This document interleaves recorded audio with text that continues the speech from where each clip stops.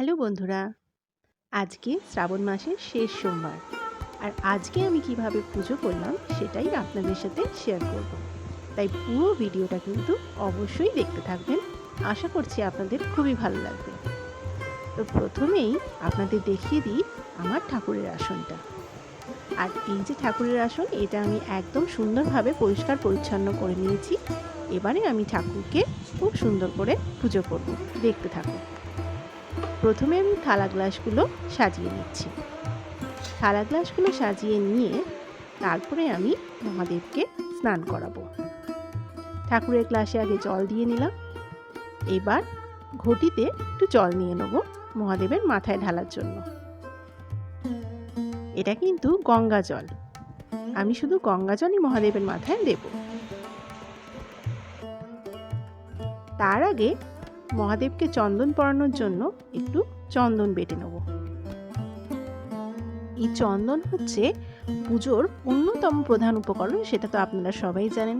কারণ চন্দন দিয়েই ফুল, বেলপাতা, তুলসী পাতা সব কিছুই আমরা ভগবানকে অর্পণ করি। তাই আগে চন্দনটা রেডি করে নিলাম। তো চন্দন তো আমার রেডি হয়ে গেছে। এবার আমি মহাদেবকে স্নান করাবো।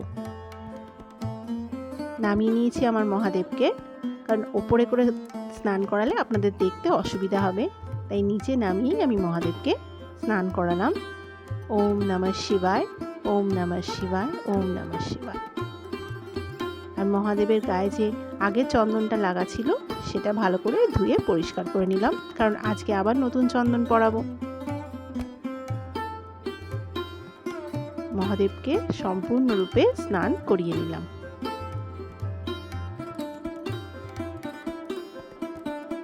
এবারে প্রণাম করে নিচ্ছি। আমি তো এভাবেই মহাদেবের পুজো করি।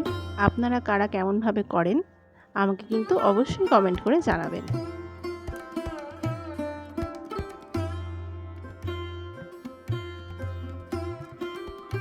তো এই যে জলটা ছিল, এই জলটা আপাতত সরিয়ে রাখলাম। এটা আমি কোনো একটা গাছে দিয়ে দিই। তো এবারে মহাদেবের স্নান হয়ে গেছে। এবার আমি মহাদেবকে সুন্দর করে চন্দন পরিয়ে নেব। জানেন, এই মহাদেবটা কিন্তু আমার পুরী থেকে কেনা। যদিও মহাদেবের এরকম শিবলিঙ্গ অনেক জায়গায় পাওয়া যায়, কিন্তু আমার খুব শখ ছিল আমি পুরী থেকে মহাদেব নিয়ে আসব। তাই এটা আমি যখন পুরী গেছিলাম তখন এই পুরী থেকেই আমি এই মহাদেবের শিবলিঙ্গটা নিয়ে এসেছিলাম। এবার আমি সুন্দর করে মহাদেবকে চন্দনটা পরিয়ে নিচ্ছি। আমার কিন্তু মহাদেবকে এরকম সুন্দর করে চন্দন না পরালে একদম ভালো লাগে না। আমি ছোটবেলা থেকেই মহাদেবের পুজো করি এবং মহাদেবকে এভাবেই চন্দন পরাতাম, একদম ছোটবেলা থেকে। অনেকেই হয়তো শুধু চন্দনের ফোঁটা দিয়ে দেয়, কিন্তু আমার খুব সুন্দর করে এভাবে তিলক কেটে চন্দন না পরালে ভালো লাগে না। তো হয়ে গেছে আমার মহাদেবকে চন্দন পরানো। এবারে ফুল দিয়ে সাজানোর পালা।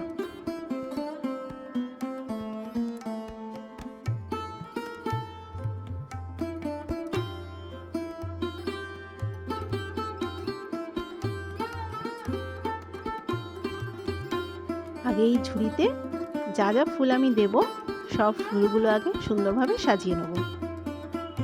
তারপর এক এক করে ফুল দিয়ে ঠাকুরকে সাজাবো। আর জানেন তো, এখানে যত ফুল আমি নিচ্ছি আপনাদেরকে সব দেখাবো। দেখুন, এটা হচ্ছে বিভিন্ন রঙের জবা রয়েছে এখানে। পিঙ্ক জবা, হলুদ জবা, লাল জবা, বিভিন্ন রঙের জবা রয়েছে। আর সব জবাই কিন্তু আমার গাছের জবা। এই জবা ফুলগুলো কিন্তু কেনা নয়, শুধু এই মালাটাই কেনা। মালা, বেলপাতা, তুলসী পাতা এগুলোই কেনা। বাকি কিন্তু সব জবা ফুল, টগর ফুল সবই কিন্তু আমার গাছের। তো আগে মহাদেবকে সুন্দর করে মালাটা পরিয়ে নিই। আকন্দ মালা মহাদেবের খুবই পছন্দের, খুব প্রিয় ফুল। তাই আগে সুন্দর করে মালাটা দিয়ে মহাদেবকে সাজিয়ে নিই। আসলে আমার ঠাকুরটা একটু ছোট, তো তাই মালা দিয়ে সাজাতে গেলে না একটু অসুবিধা হয়। তাও আমি সুন্দর করে অ্যাডজাস্ট করে যতটা ভালো লাগবে তাও আমি করি। আর ফুল দিয়ে ঠাকুরকে সাজানোর সময় যেমন তেমন করে কিন্তু সাজালে মোটেই ভালো লাগে না। বেশ একটু সুন্দর করে গুছিয়ে যে দেবতার যে ফুল পছন্দ সেই দিয়ে সাজালে কিন্তু বেশি ভালো লাগে। এবারে আমি মহাদেবকে একটু বেলপাতা দিলাম, একটু টগর ফুল দিলাম। তো হয়ে গেল আমার মহাদেবকে সুন্দর করে সাজানো।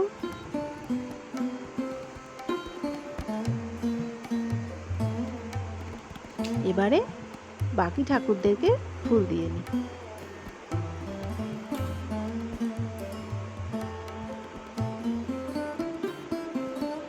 এই জবা ফুল দিয়ে ঠাকুর আসন সাজালে আসনটা এত সুন্দর ভরাট লাগে আর এত অপূর্ব দেখতে লাগে। যখন পুরো সাজানো হয়ে যাবে তখন আপনাদের একবার খুব ভালো করে দেখাবো, দেখবেন কত সুন্দরই না দেখতে লাগে।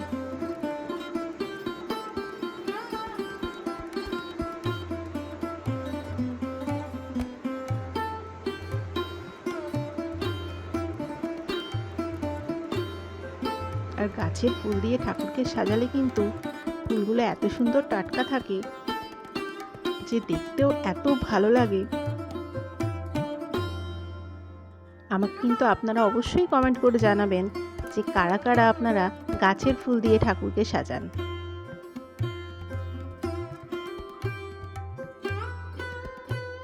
এখানে মা কালীর পায়েও জবা দিয়ে দিলাম। আর এখানে আমার একটা ছোট্ট হনুমানজি আছে, তার পায়েও জবা ফুল দিয়ে দিলাম।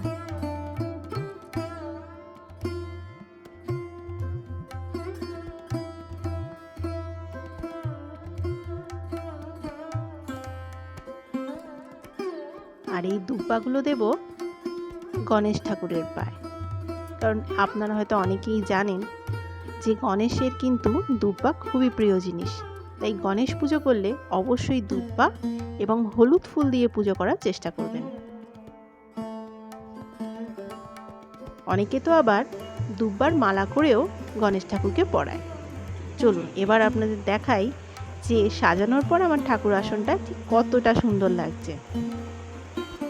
দেখুন কত সুন্দর করে আমি সাজিয়ে দিয়েছি ফুল দিয়ে।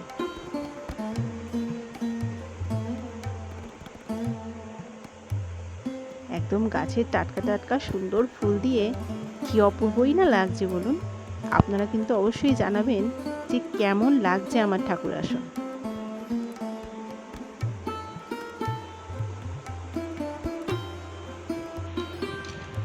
তো হয়ে গেছে এবার ফুল দিয়ে সাজানো। এবার ঠাকুরকে ভোগ নিবেদন করে দিই, তারপর ধূপ দেখাবো।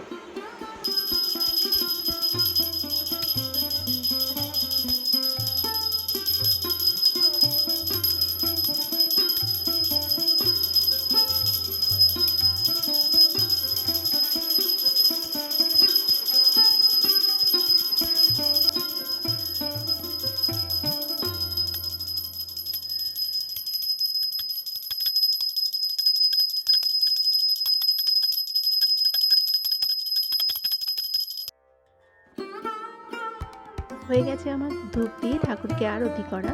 এবার মন দিয়ে প্রণাম করার পালা।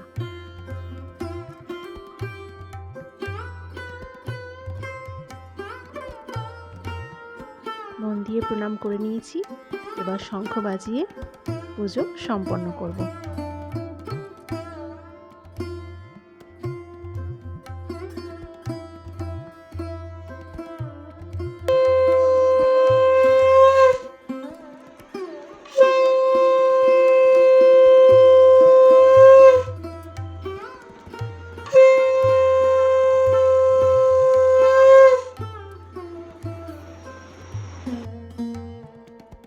পুজো আমার সম্পন্ন হয়েছে। কেমনভাবে আমি পুজো করি আপনাদেরকে দেখালাম। ভিডিওটা যদি ভালো লাগে অবশ্যই কিন্তু একটা লাইক করবেন। ভিডিওটা আপনার বন্ধুবান্ধব আত্মীয় স্বজনের সাথে শেয়ার করবেন। আর চ্যানেলটা কিন্তু অবশ্যই সাবস্ক্রাইব করে আমার পাশে থাকবেন। দেখা হবে পরবর্তী কোনো নতুন ভিডিওতে।